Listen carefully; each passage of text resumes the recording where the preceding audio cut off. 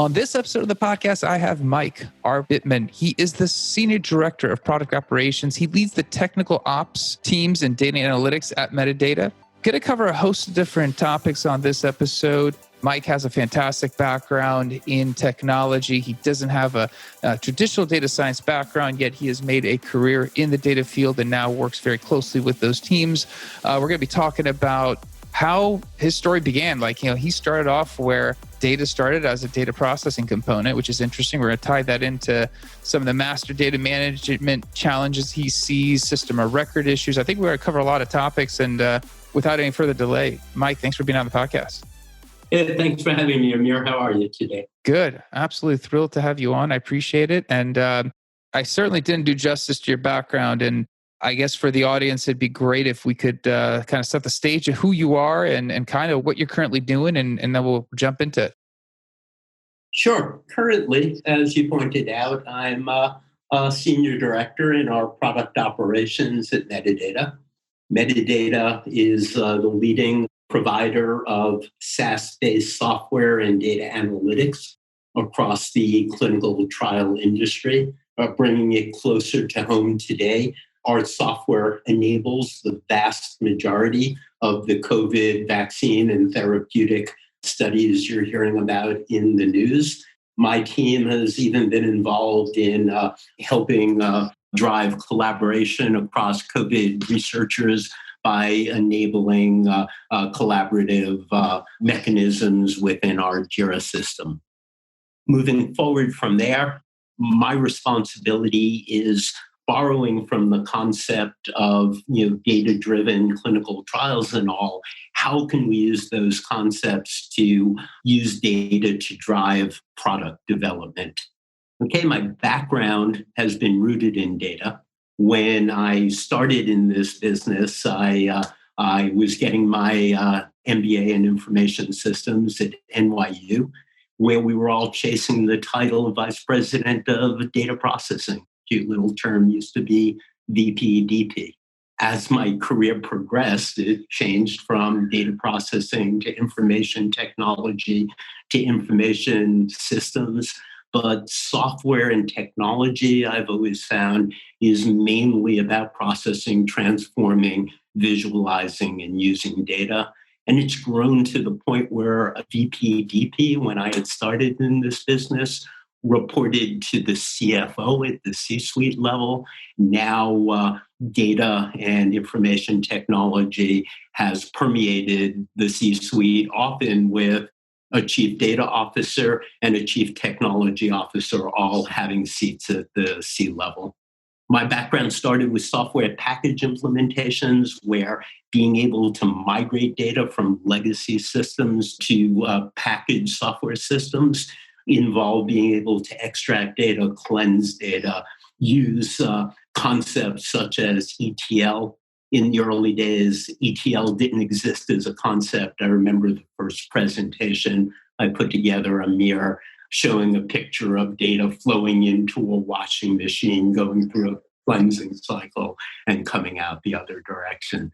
So that's how long how data has woven itself through my career, and it's been an exciting journey.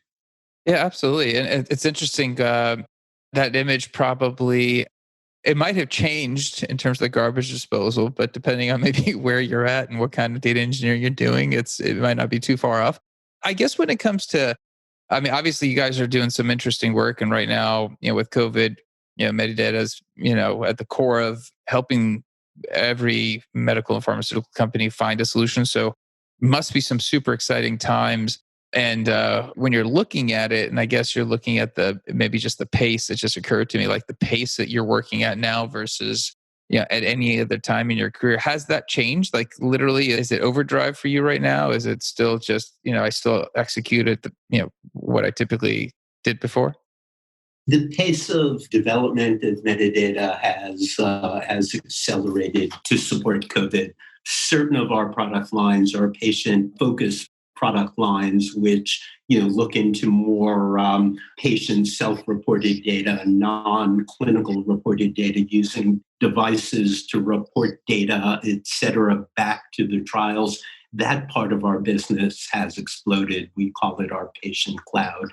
Our time to market, which used to be, roughly we would have a product release 2 or 3 times a year. In some of our reactive products to the COVID situation, we're now releasing monthly or every 2 months.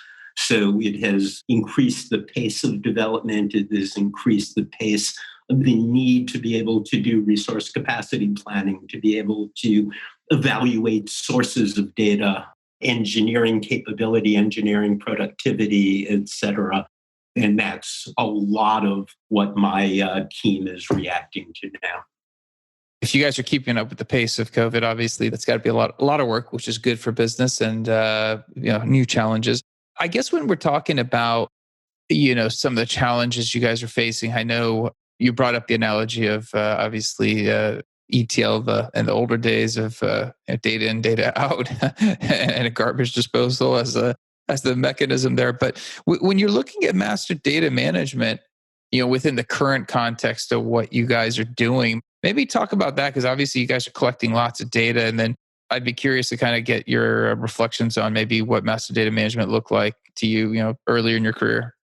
So if we go early in my career, almost every, and you would not even call it an integration, almost every interface was point to point, where within that interface you would define 2 data sections, data in, data out, and programmatically often transform the data within any given program. As my career progressed, we started hearing the term of like EDI and IDOCs, standard data interfaces, often industry specific. So you knew if you were, for instance, headquarters within the auto industry, they would use a certain order format, and that would move across the industry and sort of standardize at least the order entry form. As we went further and further along, we started seeing metadata included in the data transactions. I think spreadsheets started that early. Formats such as XML, JSON, and even more began to develop. Till now, we're able to transmit data across solutions or across industries, with the metadata being very much attached to the transactional data. That doesn't say that master data management has not always been one of the greatest challenges in managing and integrated systems, and continues to this day to be our large challenge. Now I work in an industry and use a mixture of our customer support systems, our project execution systems, our HR systems, financial systems, road mapping systems, and try and present them in an integrated format within our dashboards and our data reporting. All of these systems were adopted at different times, were adopted for different reasons, and were adopted in very much of a silo approach initially.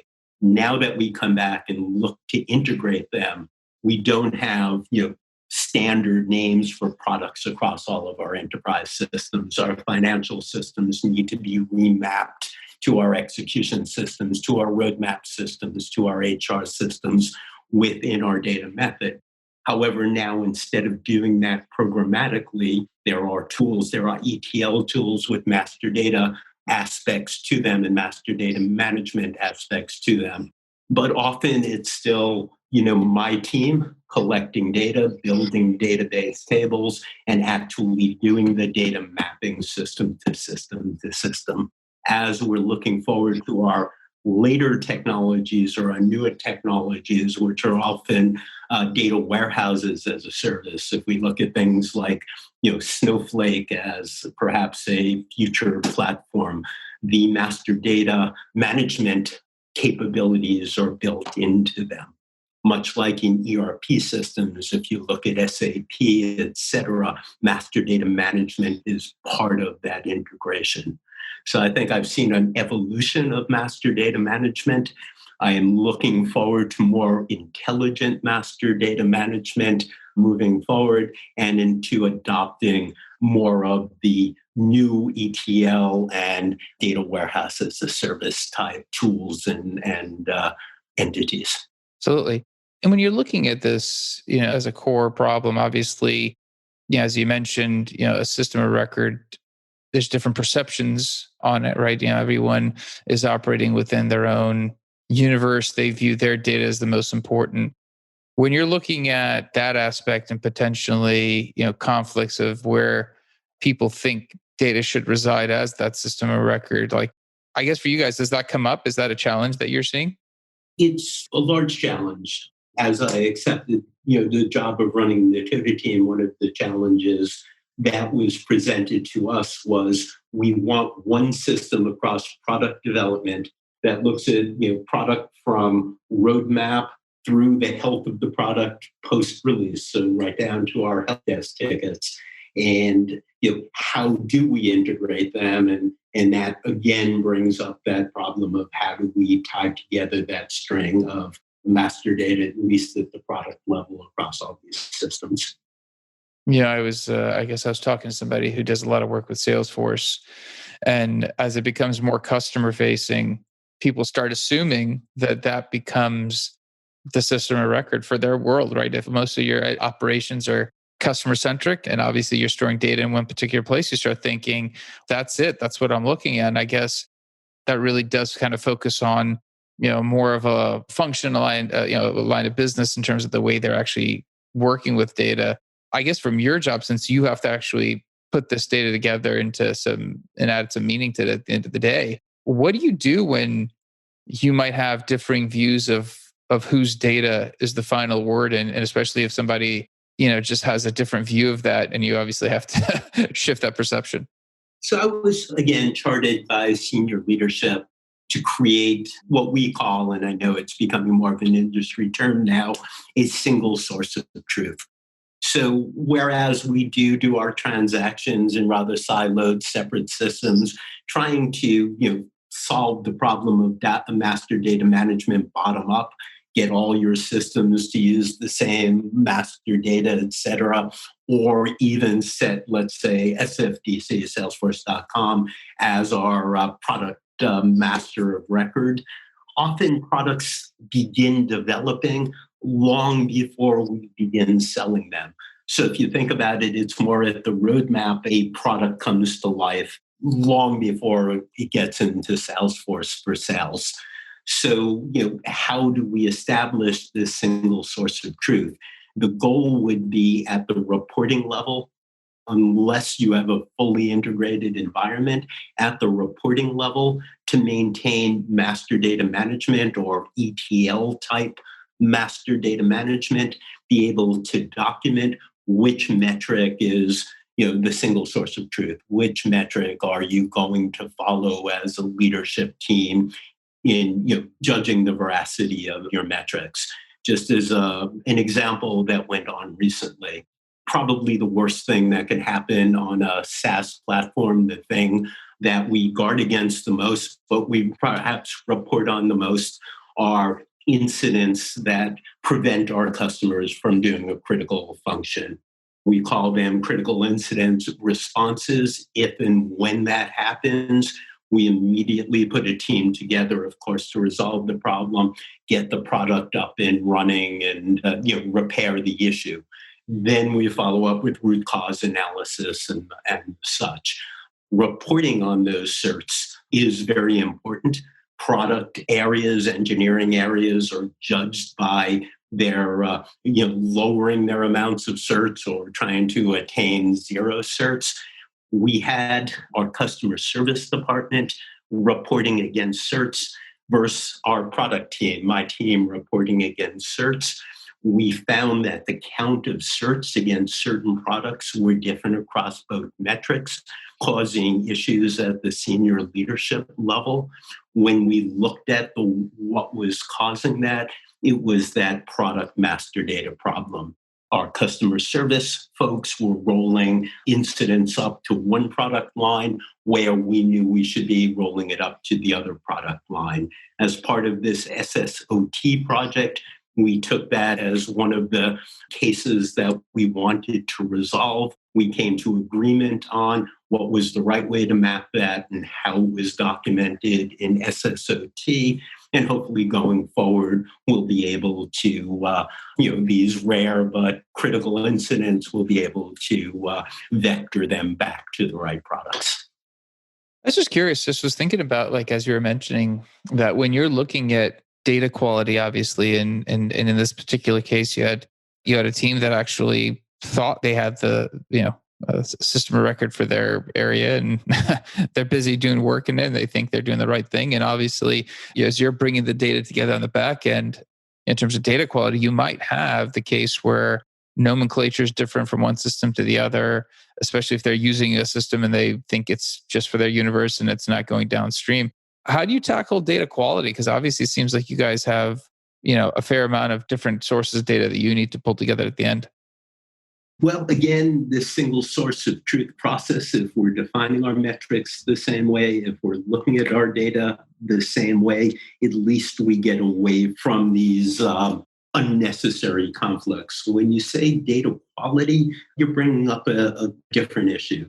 How accurate is our data? Are we reporting our data accurately? When we look across different systems, for instance, now we're running 2 different help desk systems. It's very important in help desk analysis to know how many of our help desk calls are resolved at tier 1 versus how many get escalated to a second tier versus a third tier, and eventually how many issues needed to come back to an engineering team to resolve. In one system, we have very delineated tier 1, tier 2, tier 3, and R&D level tiers of support. In another system, we do not delineate at that same level. We do not link our processes the same way. So not only do we have some data quality issues when we say, hey, if it comes from this system, it looks different than that system. But we also have the fear of misreporting on an apples to apples basis. So what we need to do is not only map master data, but we need to map transactional data at that level so we can compare an apples to apples basis. So depending on what help desk ticket your system comes from, it should not give different metrics or different results back to senior leadership teams. So a great deal of my team's time is spent not only in visualizing and manipulating this data, but in almost real-time mapping of not only master data, but transactional data as well. Yeah, no, I mean, obviously you have to manage quality data. And I think that's obviously the two kind of are joined to the hip. And it sounds like you guys have a pretty robust solution.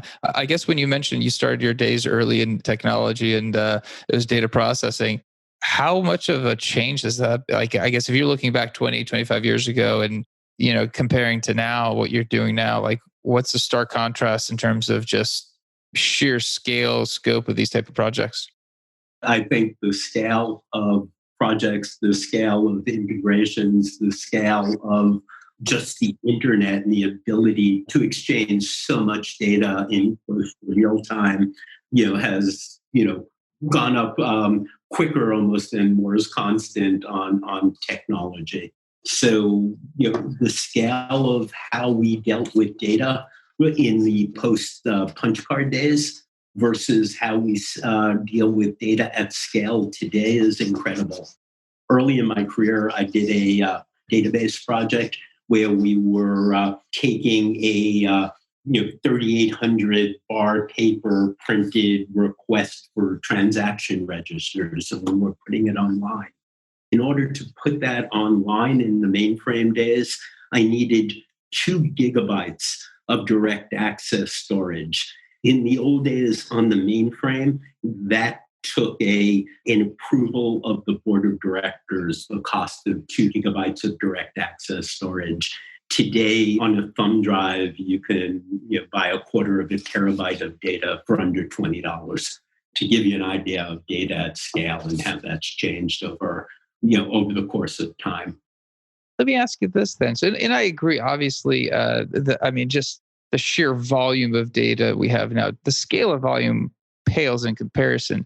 Do you think the scale of the projects are, obviously there's complexity with the volume of data, but obviously there's certain complexities and constraints you're dealing with, let's say, with a mainframe and you needed a board approval for 2 gigabytes of direct access. Like that's a different constraint. It sounds as complicated potentially as what you might be doing now. Obviously, again, the volume of data shifted, the number of data sources shifted, but obviously that doesn't seem like a trivial problem to tackle 30 years ago. And it wasn't, but I think the demand for data has increased so much that the scale of the projects, the size of the projects have increased as well. I think there are tools now that can speed up some of these projects. I know way back in a consulting role, I was working with a very, very large life insurance company. And in the information engineering days of the 1990s, let's say, the goal was to spend 80% of your time up front building your data model and your requirements, and then quickly coming to realization, believing that the more time you spent in analysis, the less time you spent in development. I worked, like I said, for a large life insurance company that was trying to do a huge global data model. I think 5 or 6 years after I left, they finally abandoned that idea that you can build this enormous data model and then use it thereafter. So Agile, the ability to do iterative development not only on programming, but iterative development on the development of data sources, et cetera. The ability to create large data lakes and then more diversified data warehouses and such. That technology has not taken away the scope and bandwidth of projects. It has sped up the realization of those projects, but it's also put a demand in for more and more of those projects. So much as, in managing engineers and data folks, et cetera, throughout my career, every time we would get a modification or rewrite, some engineer would say to me, why are we always having to change things or such? And my answer would always be, if the first computer program continued to be the only computer program we ever needed, where would our careers be? It sounds a bit bizarre, but as we move forward, more and more demand, even though there are quicker and more efficient ways to attain the data, to use the technology, et cetera, just the demand for that technology, data, et cetera, has sustained the size of projects. And if anything, the information industry has grown by leaps and bounds. Yeah, I guess when I was in BI space, I would see people sometimes because the technology was that they would cheat with temporary tables and now you look at it and go, you couldn't possibly load that much data in a temporary table. It just doesn't work.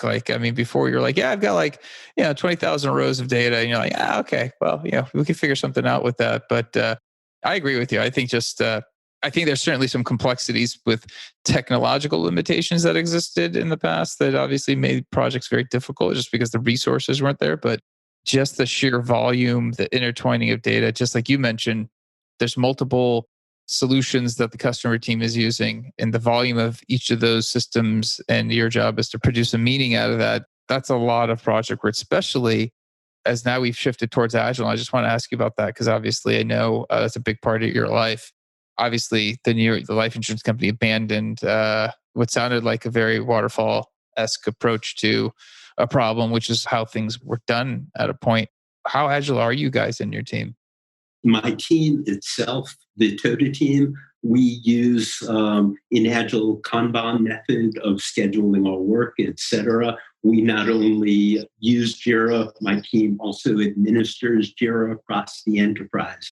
So we use Jira, we do actually weekly planning in a Kanban fashion. So every Thursday each week, we have an hour and a half planning session. And every Friday, we have a very structured reveal. As a matter of fact, before this meeting, I came out of the reveal, and it's a really great experience to work with a bunch of very talented business intelligence analysts. We have user interface, user experience resource attached to our team. We go through an agile type reveal. We give feedback. We accept backlog items and such. So my team is a big believer in the Kanban use of agile. As a product development organization, we're very much an agile shop. As a matter of fact, when I first came to Medidata, we work in a very regulated industry. Just like clinical trials have to be FDA approved and follow FDA guidelines for quality, meeting requirements and such, our systems need to go through that same process. That process for years had been defined by waterfall. Medidata, when I joined quite a few years ago, was on the leading edge of convincing regulators that Agile was a valid methodology. Once we got that methodology in place, the true Agilistas at the time did not believe that you could get meaningful metrics out of story points, out of Agile techniques and such. And as a matter of fact, some of them thought it was almost heresy to think you could. Our great breakthrough in using Agile methods was when a very bright assistant controller, CPA kind of person, and just to show how cross-functionally careers could intersect with the use of data, had read a white paper that someone in Australia was using Agile metrics to be able to proportionalize work efforts and such. We took that concept in partnership with her, and we used Agile story points, and that Fibonacci sequence mathematically gives us a nice proportionality of to proportion work. We did some cost accounting in the back to determine what part of that work is capitalizable and what is not. And we were able to prove to a number of CPA auditing firms that we have a valid way of reporting on statutory financial reporting or software capitalization. That was really the breakthrough. That's what got us in front of the CFO and the senior leadership teams. From there, we began extrapolating on that. Our Agile metric analysis were accepted by financial planning and analysis for budgeting and forecasting. We began to use these Agile metrics for being able to do resourcing and capacity planning. We were able to use these Agile methods for doing, cost of development and be able to attach that to such things as Salesforce type metrics to understand, revenue realization against cost of feature development and such like that. So being able to exploit Agile metrics in an area that folks had not thought possible was really the growth of product development, data, and analytics at Medidata. That's a cool story. If the accountant guy doesn't, or accountant lady, I guess in this case, the lady, very intelligent young woman named Jill Reinford. She doesn't read that white paper. History of metadata may not be the same. It's interesting. She obviously, very forward thinking. That's a super cool story. And I guess from that point on, it sounds like the impact has been tremendous. You guys have incorporated Agile and, it sounds like all the way up to the sales process. You mentioned Salesforce.com. So that's a pretty cool shift in what you guys are doing. Yeah, I'd like to think that as the director and the PMO to a couple of us, the use of project management and product development metrics were somewhat of a hobby. Once we had that breakthrough and started using it for financial accounting and planning, it went out of the hobby area. It became a team. I was resourced. Now I have 5 resources doing nothing but concentrating on product development, technology, data, and analytics. Very cool. I think, I was going to say that, you have a wealth of experience to draw from. And I'd always don't talk to somebody who can kind of compare and contrast back to like an older methodology. And I think it's an interesting viewpoint of that you've had versus master data management project methodologies. I was going to ask you one final question because I'm curious, and I know if somebody looks you up on LinkedIn, they'll kind of see that your background itself was very non-traditional, and here you are in the middle of data science, and analytics, and whatnot. I guess, how did you get yourself into the field, like from what you were doing originally? So, what was I doing originally? I actually started my career way back at the beginning at IBM as came out of college and hard with a math degree in a very hard job market. Went to a job fair, had not really had any true computer education. I think in my senior year, we went from slide rules to calculators.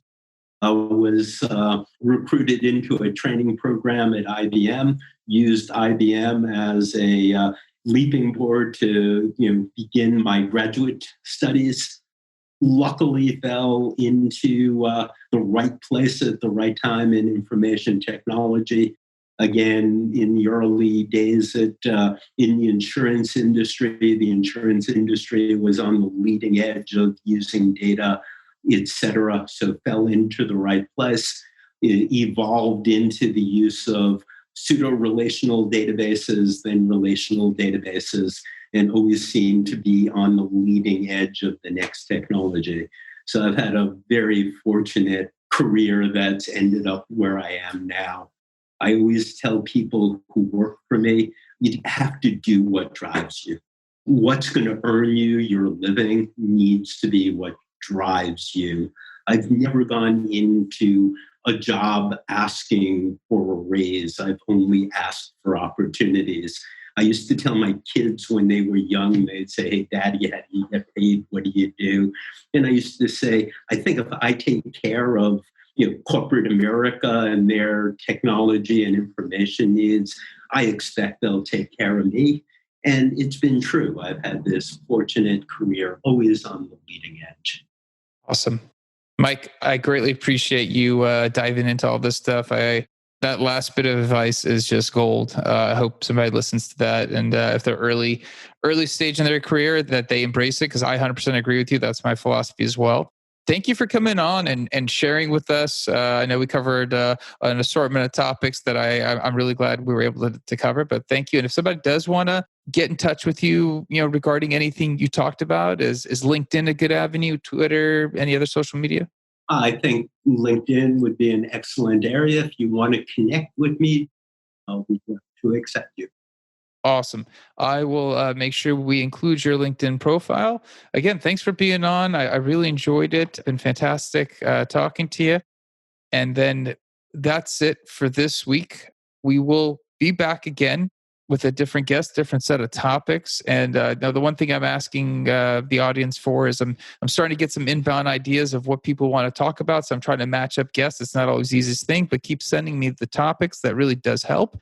And listen, the other thing I need is you guys have to subscribe to the podcast. I can see a decent listenership, and it's growing, and I'm super excited. If more people will hear the podcast as we get subscribers going. That's just how those algorithms work now.